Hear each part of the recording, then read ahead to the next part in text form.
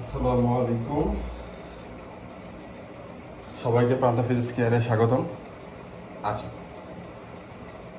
তোমরা নেক্সট আজকে ক্লাস হচ্ছে আইসিটি, এইচএসসি আইসিটি প্রোগ্রামে লেকচার 4। হ্যাঁ, এখানে দেখো যে আইসিটি নির্ণয়ের জন্য আমি একটা প্রোগ্রাম তৈরি করব আজকে, ফ্লো চার্ট এবং অ্যালগোরিদম। ঠিক আছে। আচ্ছা, এখন দেখো এখানে একটা প্রশ্ন লিখছি আমি যে 2, 4, 6 প্লাস, এটা একটা ধারার অঙ্ক। ঠিক আছে, এটা একটা কিসের অঙ্ক? ধারার অঙ্ক। হ্যাঁ, এই ধারার অঙ্ক, এই যে ধারা নির্ণয়ের জন্য ফ্লো চার্ট এবং অ্যালগোরিদম আমরা তৈরি করেছি অলরেডি। ঠিক আছে, এখন দেখো এই জায়গাটা আমি একটু বুঝাই দিই, খুবই সহজ। এখন দেখো এই জায়গাটা একটু দেখো, লক্ষ্য করো যে এখানে বলছে যে আমি এটাকে করছি ফ্লো চার্ট, এর পাশে কি করছি? Flow chart. ফ্লো চার্টটা দেখো, ফ্লো চার্টটা একটু দেখো। প্রথমত কি বলছি? 2, 4, 6, তাই না? দেখো এটার জন্য আমরা প্রথমত কি করছি? স্টার্ট করছি, ইনপুট হিসেবে n নিছি। চিত্রটাকে লক্ষ্য করছো? চিত্রটা লক্ষ্য করো, চিত্র কিন্তু ভুল হওয়া যাবে না। ইনপুট কি করছি? এই যে দেখো ইনপুট n, এখানে যে সংখ্যাটা থাকবে সেইটাই কি ইনপুট। ঠিক আছে, তারপরে দেখো i = 2। i মানে কি বলতো? i মানে হচ্ছে প্রথম পদ। এই যে এখানে i দেখো তো, প্রথমে আমরা এখানে কি আছে? i = কত আছে? 2 না? i = এটা কি প্রথম পদ। ঠিক আছে, এটা হচ্ছে প্রথম পদ। আর সাম = কি রেজাল্ট কত আসবে? এটা আমার রেজাল্ট আসবে কত? 0, তাই না? আচ্ছা, রেজাল্টকে আমরা 0 ধরে নেওয়া হয়েছে। আচ্ছা, এখন দেখো সাম = আমরা কত লিখতে পারি? 0। অর্থাৎ প্রত্যেকটা যতগুলো ধারার অঙ্ক আছে সবগুলোর ক্ষেত্রে একই রুলস। ঠিক আছে, এই চারটা যদি তুমি একদম টোটালি মুখস্থ রাখতে পারো, যে কোনো কিছু কি হবে না, তোমার ভুল হবে না। ঠিক আছে, এখানে আমি নো আর ইয়েস কেন লিখলাম পরে বোঝাইতেছি। হ্যাঁ, এখন দেখো যে ইনপুট আমরা নিছি, নেওয়ার পর এই জায়গাটা একটু লক্ষ্য রাখো যে এখানে আমরা কি করব। ঠিক আছে, এখন এই জায়গাটা কিন্তু লুপিং তৈরি হয়েছে, লুপিং। হ্যাঁ, এটা লুপ, এটা কি লুপ তৈরি হয়েছে। আচ্ছা, এখন দেখো এই জায়গার পর থেকে এটাকে আমরা কি করছি? একটা বৃত্তের মধ্যে সংযোগ, আমরা আগের ক্লাসগুলোতে দেখে আসবো, এটাকে কি চিহ্ন বলা হয়? সংযোগ। এটাকে সংযোগ করার ক্ষেত্রে এই চিহ্নটা আমরা ইউজ করব। আর এইটা দেখো নিচেরটা, এটা কি সিদ্ধান্ত, তাই না? আমরা যখন সিদ্ধান্ত গ্রহণ করব সেক্ষেত্রে আমরা কি করব? এই চিত্রটা ইউজ করব। ঠিক আছে। আচ্ছা, এখন এখানে সিদ্ধান্ত কি নিছি? দেখো যে i অবশ্যই n এর চাইতে ছোট, তাই না? দেখো তো এখানে আইটা কি বড় হলে আমার কোন পাশে থাকে? এটা কি বড় না? এই পাশে কি থাকে? যেটা থাক সংখ্যা বড়, এই পাশে কি থাকলে ছোট, তাই না? আচ্ছা, এখন দেখো গ্রেটার দেন আর লেস দেন, তাই না? এখন এই জায়গাটাকে একটু লক্ষ্য করো, এই জায়গাটাকে একটু লক্ষ্য করো যে আমি কি লিখছি? আইটাকে ছোট আর এনটাকে অবশ্যই বড় রাখছি, তাই না? আচ্ছা, সেক্ষেত্রে আমি এই পাশটাকে দেখো নো দিছি, আর এই নিচের অংশটাকে দিছি ইয়েস দিছি। দেখো এখানেই কিন্তু লুপিংটা সৃষ্টি হয়েছে, লুপটা সৃষ্টি হয়েছে। মানে আমার যতক্ষণ না পর্যন্ত অ্যান্সার আসবে আমার এখানে লুপ হতেই থাকবে। আর যদি হয়ে যায় তাহলে কিন্তু প্রিন্ট দিয়ে আমি ইন দিয়ে কি করে দেবো? শেষ করে দেবো। ঠিক আছে। আচ্ছা, এই শখটা অন্তত টোটালি কি রাখতে হবে? একটু মুখস্থ রাখতে হবে। তাহলে তোমরা যে কোনো এরপরে যে কোনো এই ধরনের ধারার যে কোনো অঙ্ক এই টাইপটা বসায় দিবে, অ্যান্সার শেষ। ওকে।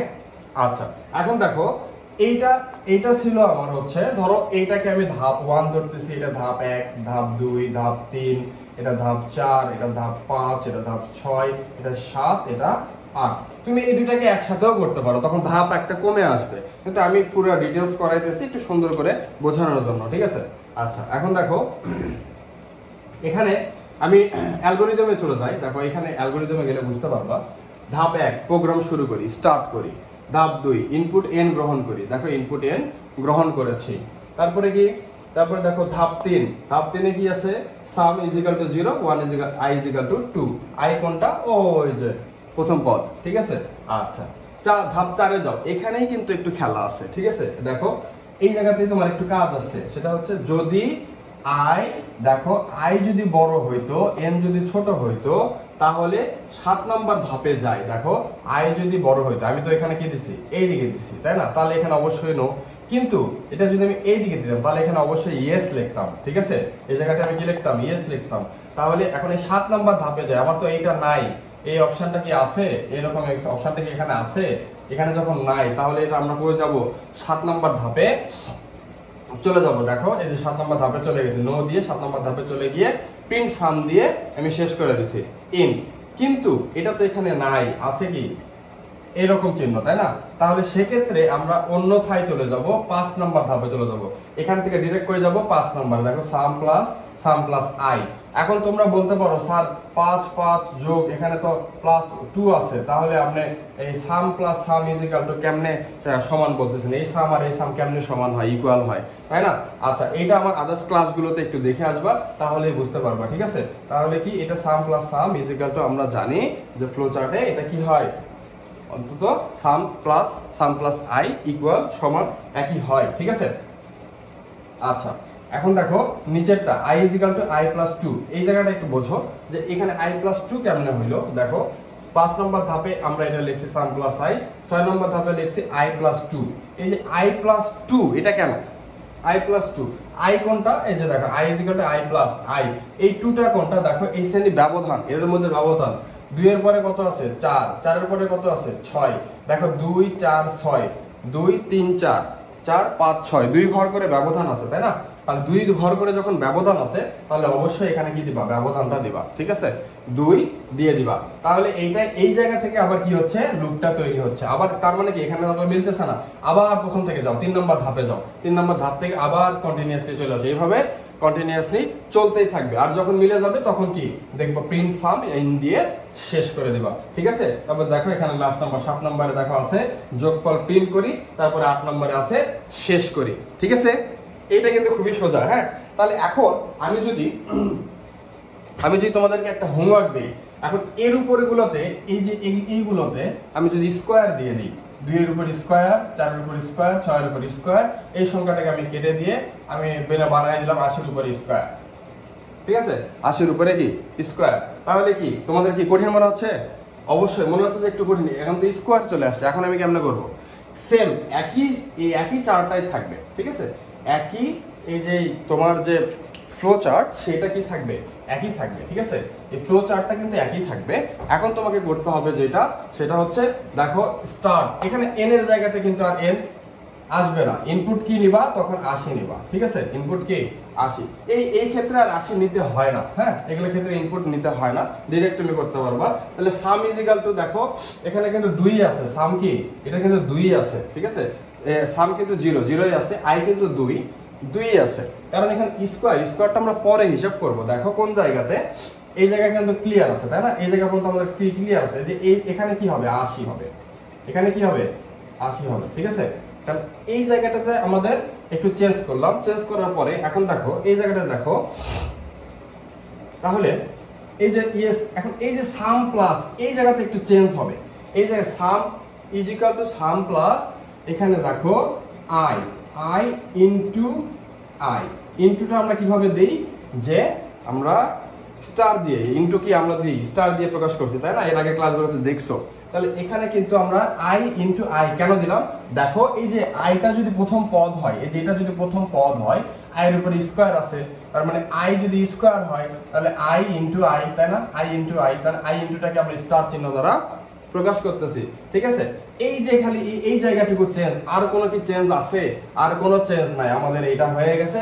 জাস্ট এই অ্যালগরিদমটা একটু চেঞ্জ করে নিবা, তাহলে দেখবা যে যা আছে তাই। এখানে খালি সাম স্টার কি দিবা, এই যে এরকম একটা স্টার দিবা, দিয়ে যা আছে সেম জিনিস, একই জিনিস, আর কোনো কাজই নাই এখানে শুধু 80 করে দিবা, ঠিক আছে?